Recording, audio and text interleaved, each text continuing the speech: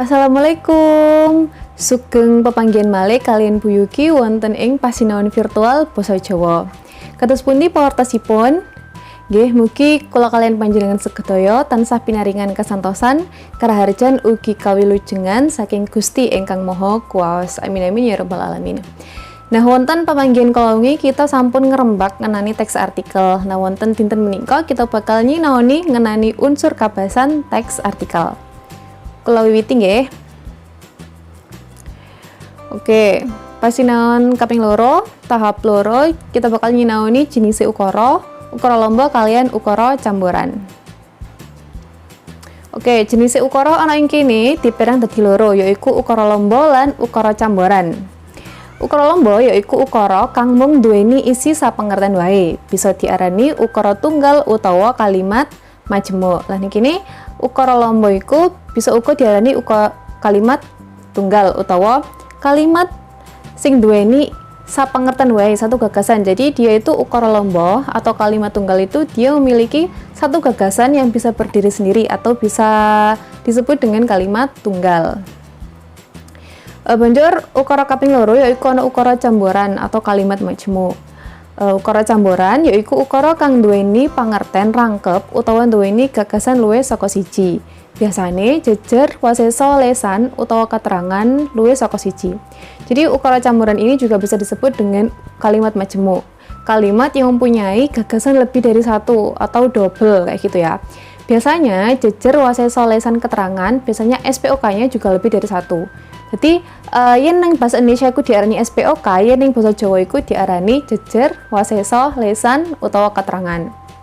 Di ukara lomba duweni pengertian, mempunyai pengertian satu gagasan dan bisa disebut dengan kalimat tunggal. Sedangkan ukara camboran atau kalimat majemuk dia memiliki lebih dari satu gagasan dan SPOK-nya juga lebih dari satu kayak gitu. Banjur titikane ukara lomba utawa ciri-ciri dari kalimat tunggal. Sing nomor siji yaiku duweni siji prastawa pokok utawa peristiwa pokok. Jadi ciri-ciri dari kalimat tunggal atau ukara lomba yang pertama adalah dia itu memiliki satu peristiwa pokok. Jadi dia memiliki satu gagasan, dia memiliki satu peristiwa yang diceritakan di kalimat tersebut. Banjur titikane sing kaping loro dumadi saka siji pola kalimat utawa siji struktur penyusun ukara. Jadi ciri-ciri yang kedua itu dia memiliki satu pola kalimat dan dia itu terdiri dari satu struktur penyusun kalimat. Oke, banjur titikane ukara lomba yang kaping telu yaiku orang gunakake piranti kata hubung lan tanda koma. Jadi dia itu tidak menggunakan kata hubung dan tanda koma di situ. Nah, di sini ciri-ciri dari kalimat tunggal itu ada tiga. Yang pertama dia memiliki satu peristiwa pokok atau gagasan pokok. Yang kedua dia juga terdiri dari satu pola kalimat atau satu struktur penyusun kalimat. Kemudian ciri-ciri yang ketiga dia tidak menggunakan tanda hubung dan tanda koma di dalam kalimat tersebut. Oke, banjur tuladhane ukara lomba utawa contoh dari kalimat tunggal yang pertama itu dia memiliki satu peristiwa pokok. Tuladhane bapak macul ing sawah. Nah, ana ing kene bapak macul ing sawah iku duweni apa sih peristiwa atau gagasan pokok di dalam contoh kalimat tersebut, yaitu bapak macul di sawah. Jadi dia itu memiliki satu gagasan di situ. Adik mangan sego, ibu masak ing pawon. Lah iku kalimat-kalimat sing kalebu titikane ukara lomba atau ciri-ciri dari kalimat tunggal, yaitu dia memiliki satu peristiwa pokok.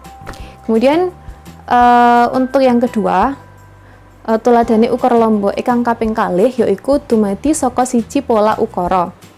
Tuladhane ibu nyapu ing latar. Nah, ana ing kene ibu nyapu ing latar iku ana JWK. Maksudnya apa, Bu? Maksudnya apa, Bu? Kok wonten JWK? Lah JWK ana ing kene iku sami kalian subjek, predikat lan objek. Yen ana ing basa Jawa, J iku berarti jejer, tapi ning basa Indonesia iku bisa diarani subjek utawa seseorang yang melakukan pekerjaan.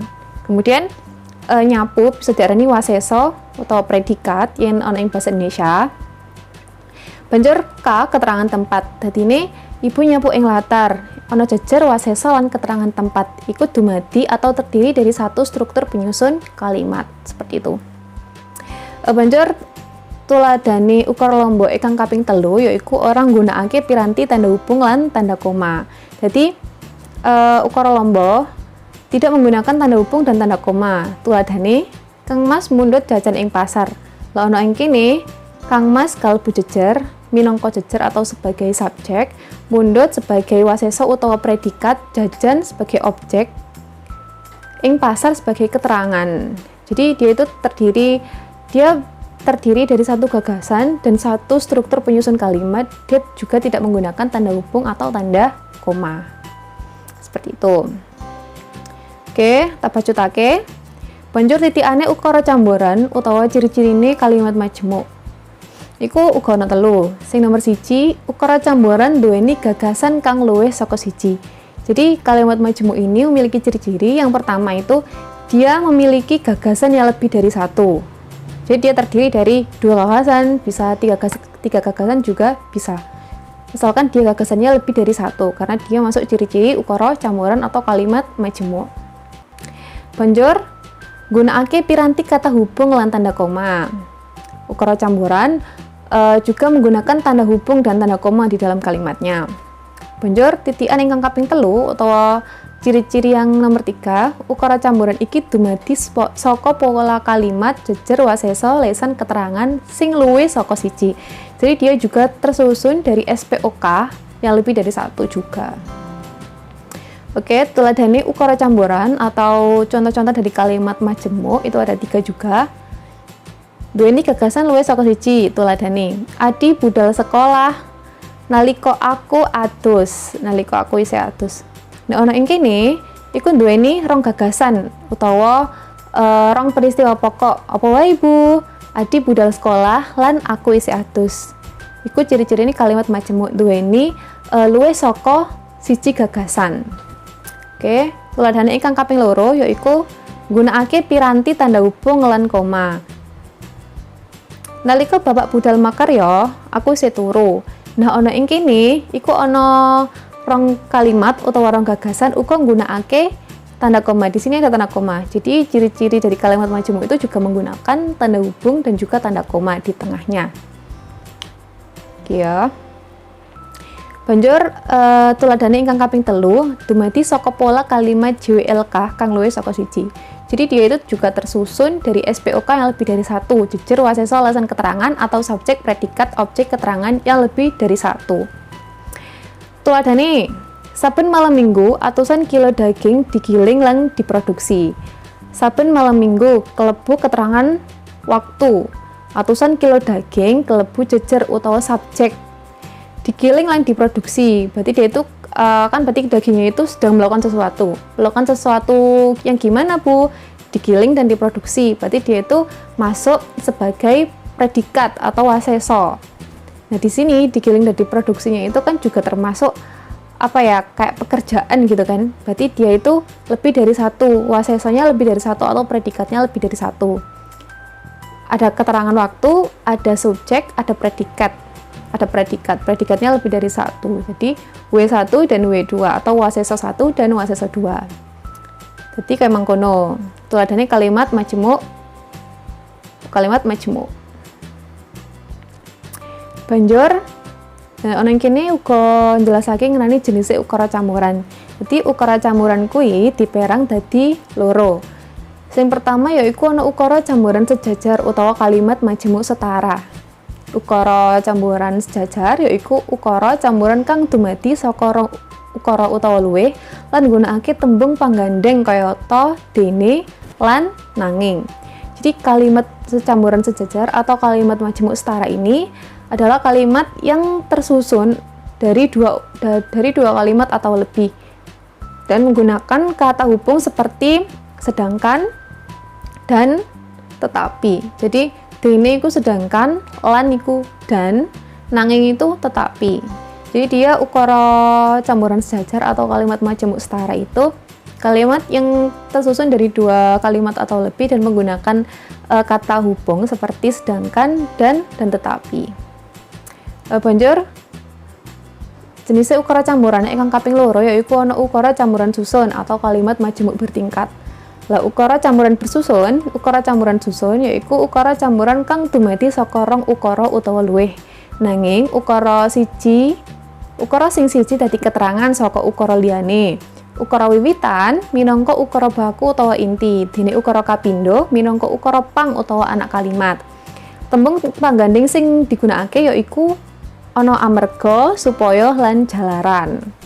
Jadi kalimat majemuk bertingkat ini kalimat yang tersusun dari 2 kalimat atau lebih. Tetapi masing-masing kalimat ini sebagai kayak pelengkap gitu. Jadi kalimat yang pertama itu menjadi pelengkap dari kalimat yang kedua atau sebaliknya. Nah, kalimat yang pertama ini biasanya disebut dengan kalimat utama atau kalimat inti atau kalimat baku. Sedangkan kalimat yang kedua itu merupakan anak kalimat. Jadi anak kalimatnya melengkapi dari kalimat baku atau kalimat inti. Nah, biasanya kata hubung yang digunakan itu ada karena, agar, dan sedangkan. Kayak gitu. Banjur tuladhane ukara campuran yaiku ana Ais rambutnya brintik, dene Lina rambutnya dawa. Ukara campuran sejajar atau kalimat majemuk setara. Kenapa Bu kok bisa sih disebut kalimat majemuk setara?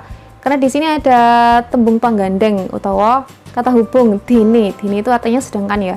Jadi Ais rambutnya brintik sedangkan Lina rambutnya dawa. Jadi dua kalimat ini masuk sejajar gitu, dia setara. Dia menggunakan kata hubung yang sedangkan, dia setara. Ais rambutnya brintik, Lina rambutnya dawa. Kuwi kalebu tuladhane utawa contone saka ukara campuran sejajar atau kalimat majemuk setara. Banjur ingkang kaping pungkasan yaiku ana tuladha saking ukara campuran susun utawa kalimat majemuk bertingkat. Lia ora mlebu sekolah amarga adine lara. Nang kene ana tembung panggandeng utawa kata hubung amarga, karena. Jadi Lia ora mlebu karena adiknya sakit. Itu merupakan contoh dari kalimat majemuk bertingkat. Dia terdiri dari 2 kalimat atau lebih dan menggunakan kata penghubung atau tembung panggandeng amarga atau karena. Kayak gitu. Oke, matur nuwun. Nggih, cekap semanten pasinaon ing dinten menika. Mugi-mugi napa kemawon ingkang kita sinaoni saged migunani tumrap kula kaliyan panjenengan sedaya. Menawi wonten pitakonan bisa langsung hubungi email kula. Matur nuwun, cekap semanten. Wassalamualaikum warahmatullahi wabarakatuh.